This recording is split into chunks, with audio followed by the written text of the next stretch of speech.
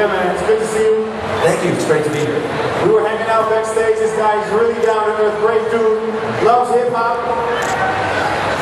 Yeah, 90s rap, and he looks, I mean, bro, you look like you're 29, bro.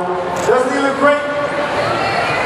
Alright, so check it out. I got a bunch of questions, but we're gonna go into the audience questions later on. But first off, okay, I wanted to know, you've been in the game for about 30 years. Yeah, right? And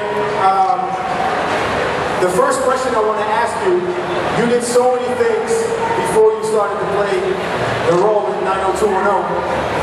But when that started, I mean, that blew up worldwide, right? Was it still like an overnight change for you as far as fame goes? Like, how did you deal with being famous? Or was it already like you were famous and it became even wilder? I had been working since I'm 12 years old doing commercials and movies. I was in Endless Love when I was 14. I was on Broadway in Manhattan when I was 16. So I had some recognition. I did a soap opera called Guiding Light. I don't know if that ever made it over here, but I was pretty popular back there. And when I booked 90210, that had global appeal. So it was pretty amazing to be on a show that people like not just in the United States, but all around the world. And it took like maybe 1 year or 2 years for it really to reach the top in terms of how popular they had become. But it certainly got there. Yeah, because I mean, I can understand the shift, you know, as an artist myself, sometimes you got to deal with those things. But I don't know if you guys know this, I told you in the intro, he was also in the 1981 movie, Endless Love. Sammy Butterfield, right? That was your character. Anybody knows this movie? You don't know it?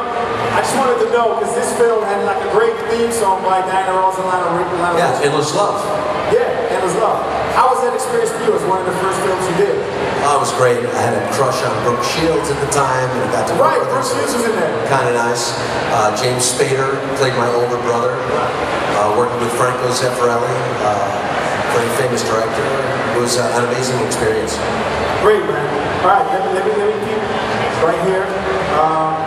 Hey, is this something the people want to know? I think they do, but as far as Luke Perry, were you still in touch with him before he passed? Yeah, Luke and I were great friends.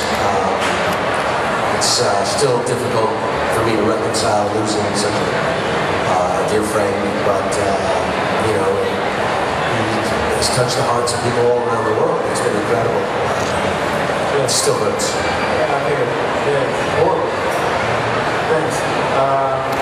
Hey, another question. So when 90210 blew up, right? I can imagine you get all these possibilities and these opportunities and all these things happen.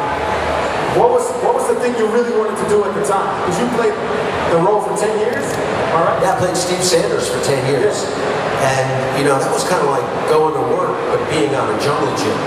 It was fun. Steve had an incredible story arc over the 10 years. I got to play a rich kid, so I got to play with all of Steve Sanders' toys. I got to drive his Corvette. That was great. Steve Sanders' toys? Was Steve what? You said Steve Sanders' toys? Stories, yeah. So, toys. I got to play with all those toys. Gotcha. So it was great fun for me. I mean, I never missed one day of work in 10 years. Wow. I'd go to work sick. Whatever. I loved it so much. Wow, that's amazing, man. I love that. And then also, me personally, I don't know about you guys, but I'm a fan of the Sharknado series, bro. Sharknado. Anybody you guys know ever about see Sharknado? You just Nacho, what up? Man, I read that script and I thought it was so bad. I didn't want to do it. I saw this scene where my character was climbing up a rope and a shark jumps out of the water and he's chomping up the rope to try and bite me, and I'm thinking, if this was James Cameron, Steven Spielberg, it could be epic.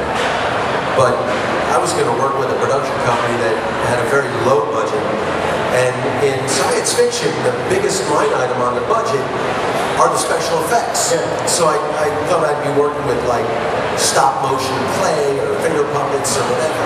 And I told my wife at the time I couldn't do this. It's going to be the end of my career. And with my baby Penna in her belly and my daughter Mia in her arms, she reminded me, you need to go to work. And she was right. So begrudgingly, I accepted the part in Sharknado, and it turned into 6 movies. Yeah, man. Yeah, we went all around the world. Sharknado 5. Left my door in my house in Hollywood, California, flew east and kept flying east around the world because we shot in all these different locations until I got back home. So I flew around the world. It's amazing. It's great, man. Wasn't part 5 called Global Swarming? It was. Global Swarming. But because honestly, I love those films. But was it also like I know you already kind of like answered my question that I'm going to ask now, but anyway, was it also like a conscious decision to do a cult-like series? Because to me, the left-wing cult movies, I love it. They have like a very loyal following, and the vibe is just super, super nice. I just love it. Well, you can hope to do a series. I think when we shot the first one, no one was thinking this was going to go very far. And the only reason it did go as far as it did was because the fan support, because the ratings were still good, because people wanted to see it. It became like an appointment for people to watch Sharknado movies. We bring families together, they have parties, you know, it became a thing. It's a summer event. Definitely. Hey, and another thing, this is interesting. You also did a lot of voice acting. You did Spider-Man, right? You did Godzilla, and you did the legendary 90s cartoon, Biker Mice from Mars. You guys remember Biker Mice from Mars? Really? He was Vinny. It's amazing. I got to work with some incredible artists, Rob Paulson, who does Pinky and the Brain and the Animaniacs, and one of the Teenage Mutant Ninja Turtles, Brad Garrett, Jess Harnell, just some really icons of the industry, and I got to play Wild Wing. No, I was Vinny. Vinny. Wild Wing was in the Mighty Ducks. Exactly. But Vinny was an intergalactic freedom-fighting mouse. He's a gentleman backstage who's got, there he is. Stand up, put a little light on that. That's crazy. My man right there has the actual vision of Biker Mice. He made a little medallion. I'm so flattered by that. Ride free, citizen. I love that. And hey, wasn't there a character in Biker Mice called Ronald Rump? Or am I tripping? You're tripping. I don't think there was a Ronald Rump. I don't even remember. Was there? Ronald Rump? You gotta know, Casper. But anyway, one more question about voice acting. I did a couple of things for Disney in Europe, like translating scripts and just doing some small roles as an artist. But to me, it's almost like a musical, rhythmical thing to mouth words and have them be correctly in sync with the character. How was that for you? Is that a different thing from regular acting? Well, when we were doing our cartoons, we would voice them first and they would animate to our voice. Wow. So we didn't have to synchronize anything. That's great. Yeah, I would think it'd be a lot easier. Yeah. Great answer. Hey, how many people out there are DC Comics fans? Whoop, whoop. All right, I see a couple over there. Fans for DC Comics? So, right. This is the right answer. Yeah, exactly. Shout out to my man right there. So me personally, I'm a big fan of Swamp Thing, the comic, the old film, and Ian plays in the new Swamp Thing show series on DCUniverse.com. Unfortunately, it's not available here yet, but I love it. I've seen snippets of it. Oh my God. They spent over $100 million on these 10 episodes. It's unbelievable. Everyone had the quality content very similar to what would Aquaman. James Wan, who did that, was a producer of Swamp Thing. And the attention to detail, the practical side effects were astonishing. There was this one scene in the first episode where this guy falls in the swamp and he gets like consumed by these vines, but they rescue the body and there's vines coming out his eyes and everywhere. And they've got them on this autopsy table and they're talking, and all of a sudden the body sits up and the vines pull it apart and it's coming out, and it's just, but that was all done with practical effects. There was not special effects. It was, puppeteers and animatronics and the blood, and it was just so amazing. I got to play this character, Daniel Cassidy, who is a stuntman, but makes a deal with the Phantom Stranger, all within the DC universe, and becomes the Blue Devil. He's a demon, but he uses his powers for good instead of evil. But he kills people. He doesn't leave people in handcuffs for the cops. He just leaves a bloodbath, but it's the bad guys. So it's so fun to play a superhero for DC. I'm hoping maybe one day they'll resurrect that. Yeah, because I mean, Jennifer Beals is on the show too. Amazing. Jennifer Beals, Will Patton, Kevin Durant, Crystal Reed, Andy Bean. The list goes on. Just the talent pool was really, really deep. And again, the special effects artists, top of the food chain stuff in Hollywood. Aquaman, all the same visual effects artists. The suit that they put me in cost about $500,000 to develop and build. It was amazing, amazing. It's incredible because you guys remember Jennifer Beals, right? She was in Flashdance. She did a lot of great stuff. She's also in Swamp Thing. And I wanted to know because we didn't really see the whole show in Europe a lot. It's not out yet. But they canceled after the first season, right? Is that true? And they canceled after the very first episode. Wow. And that's not a reflection of the show, but there was some bureaucratic bullshit going on behind the scenes. So it got shelved for now, but there's so much fan support because it is amazing television. It's like a 10-hour movie all in 1-hour stories. It's unbelievable. It's fantastic. And I also recently read an article where you said that you think they're going to pick it up. It's going to come back at a certain point. I'm really optimistic. And I'm optimistic because the fan support is so big. When you guys eventually do see it, you can't not want more. So many things left unanswered. I thought this was going to be 5-6 years, maybe 10 years of work. It turned into 6 months. Yeah. It's a bummer. So I'm hoping they get their act together over there at Warner Brothers. Yeah, man. Are able to get this show back on the air. The fans love it. And as an actor, it was a dream come true for me.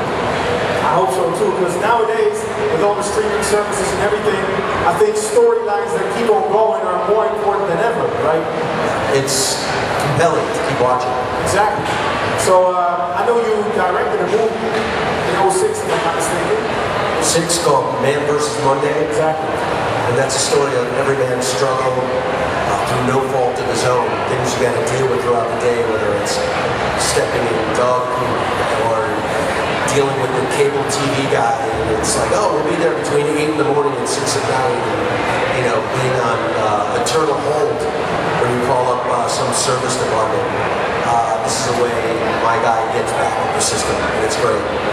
No, are you planning on doing more like directing or writing? Or? I've been more involved in producing lately. I produced a movie last summer called Zombie Tidal Wave. I figured if there's sharks and tornadoes, there can be zombies and tidal waves. Did you guys see it? Yeah. Alright. All one of you. That's why there's not going to be a Sharknado, a Zombie Tidal Wave 2, but, it's proof of concept that I can deliver, and we're looking to do more of that. I'd like to do something like tactical espionage next.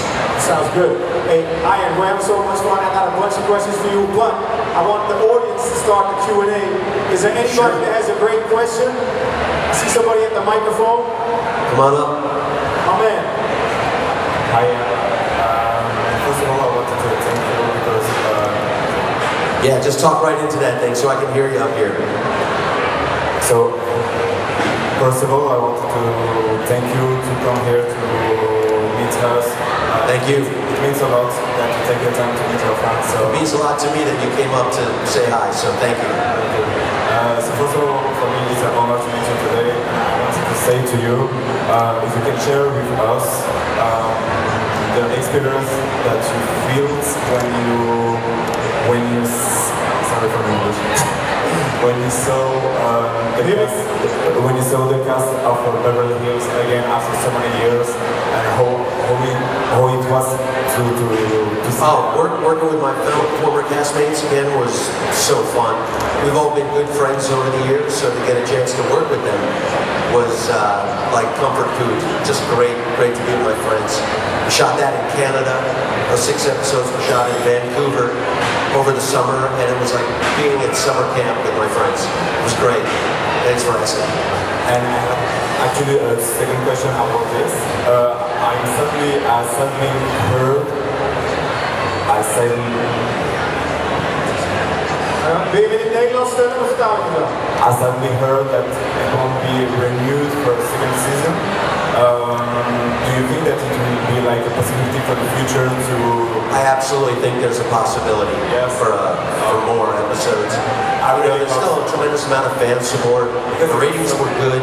That's so great, so great. So let's all keep our fingers crossed. Thank you. Great, man. Thanks. Thank you, bro. Thanks. Great question. So who's next?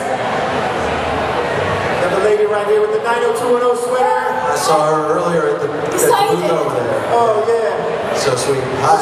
Hi. I was wondering, do you have any hidden talents? You said what? Hidden talents. Hidden talents. Yeah, got some hidden talents, but not before dinner at a movie. Nice question. You got one more, or that's it? Could you hum the Beverly Hills song?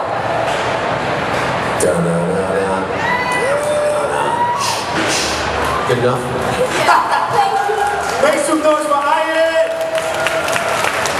All right, bro. Next question. About Swamp Thing.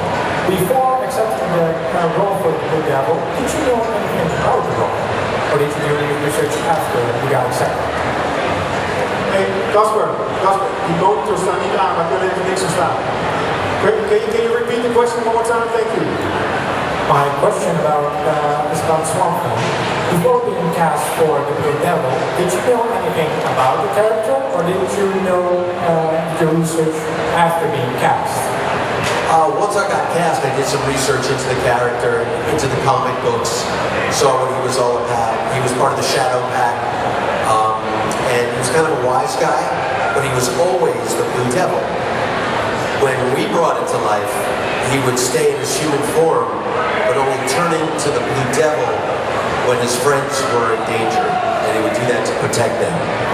So it's a little bit different what we did, but I think it's incredibly more interesting to be able to play a reluctant superhero.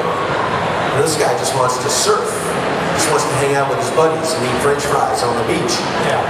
And when he wakes up after saving his friends and sees that he's in the middle of a bloodbath and he knows that he did it, it's very hard for him to reconcile. So that was all part of the journey for me when I got the part to discover these things. And I didn't see all 10 scripts at once. I would see one episode at a time. So slowly I was brought through the journey of the character, but I was prepared for it along the way. It was amazing. Thank you very much. Thank you very much. Thank you. Great answer, great question. Hi, welcome. My name is Demelza. Hi, Noza. So I grew up with Lionel Trivial. Cool. I Me didn't too. look exactly the same as you did then. So Thank you. I think that's really the secret. My question is, we discussed already about heroes and villains. If you could choose to play a hero, it can be either DC or Marvel, who would you like to be, and the same on the villain side?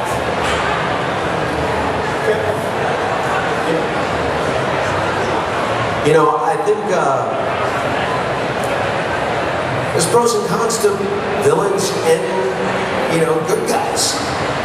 If I could choose, I'd really like to build out the character of the Blue Devil more.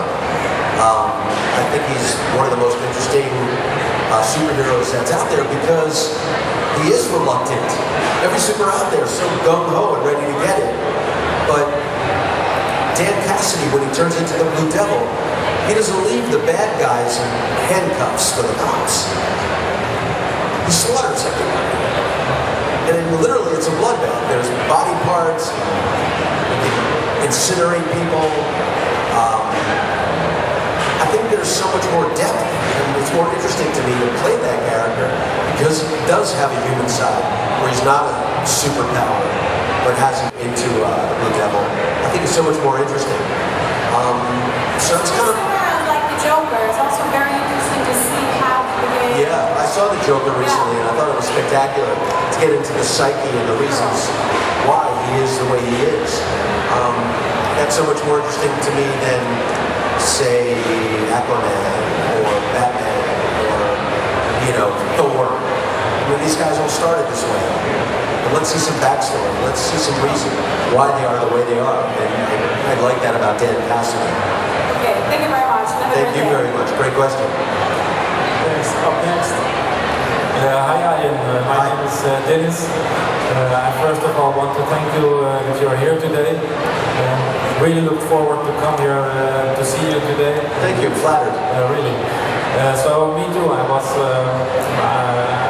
watched Beverly Hills 90210, and for me that was the first time I saw you, and you did great acting. And I thought, what good question can I ask? But I have no real original question, but I just wondered if that was the character you were casting for, or did you cast or audition for another role in 90210? No, I originally read for Steve Sanders. And was there another character, if you wouldn't play Steve Sanders, that you wanted another character also? Which one would you prefer? You know, it's so hard. I'm kind of firmly entrenched in Steve Sanders, but when I look at the story arc for every character, I truly believe Steve Sanders had the biggest arc. Started as a rich, spoiled brat, not very nice, obnoxious, but over the course of the series, we've come to know why he is the way he is. He went from this obnoxious, spoiled kid to a loving family man who had a business. I never saw that coming. I think so too. Thank you. Thank you. Thank you, Elman. We got one more question. Yeah, let's do it. Hi. Hi. I'm asking this question for a friend. She sits there, but she's too shy to ask. She's a little shy over there. Look at her singing in her seat. I see you. Well, she's a really big fan of the Sharknado franchise. Like, she forces us to sit down with her and watch a marathon of it. It's not Sharknado. It's Sharknado. And she was wondering if the chainsaw was CGI or just a real chainsaw. No, it was a real chainsaw. In Sharknado 2, it was the biggest chainsaw of all the movies. It was what's called a timber saw. It's the kind of saw that they use in the Pacific Northwest to cut down redwoods. It was like a 45-pound chainsaw. And were you worried that with the chainsaw that you may hurt yourself or others? It didn't have a blade on it when I did it. Don't tell anybody. Well, thank you very Yeah. much. Thank you very much. Great question. Hey, Ian, I wanted to know, because the 90210 series they picked up, right? There was a new season, a new... Yeah, we did a mini-series, 6 episodes. How was that for you? Was it cool, like to pick it up It was again? great. I worked up in Canada with my friends, and it was like summer camp. You know, we went out to great dinners every night, went to work early in the morning, got to drive a McLaren. Cool. Yeah, that was pretty awesome. And then being with Jason and Brian and Tori and Jenny and Gabrielle was like their family to me. Yeah, I understand. Yeah. But it was a great experience. Hey, if I'm not mistaken, you were also a part of Malibu Rescue, is that right? I was part of Malibu Rescue. Anybody out there see that show? Just her. Malibu Rescue, we shot that on the beaches of Malibu. It was great. I played this really dorky character, Garvin, who was the head of a lifesaver program. And it's funny, little kids coming up to me saying, "Hey, you're Garvin!" It's awesome. It's so great. That's part of the fun of what I do. I'm able to do different projects. I like to do different things. I recently hosted a show for the Food Network. You guys have the Food Network here? Where it's like Cake Boss and Bobby Flay, Cookie baking shows. Het ken je wel, toch? Food Network, Cake Boss, kookprogramma's. Niemand kijkt naar Food Network? Yeah. I hosted a baking show. Oh, great. Yeah, like some of the best bakers in the United States. And again, it was something I've never done before, so I had some fun doing that. I like to do things that challenge me, force me to do things that are maybe a little outside my comfort zone. I learn a lot and I grow doing that. I really respect that because it's incredible that you've been around so long. People may know you as Steve, people know you as Dan, or people know you as Sammy Butterfield, maybe. Vinny from Biker Mice, the guy with the chains right there, my guy. So I wanted to know, maybe you guys think it's interesting as well, somebody who's been around for such a long time. What makes you tick, man? What keeps you going?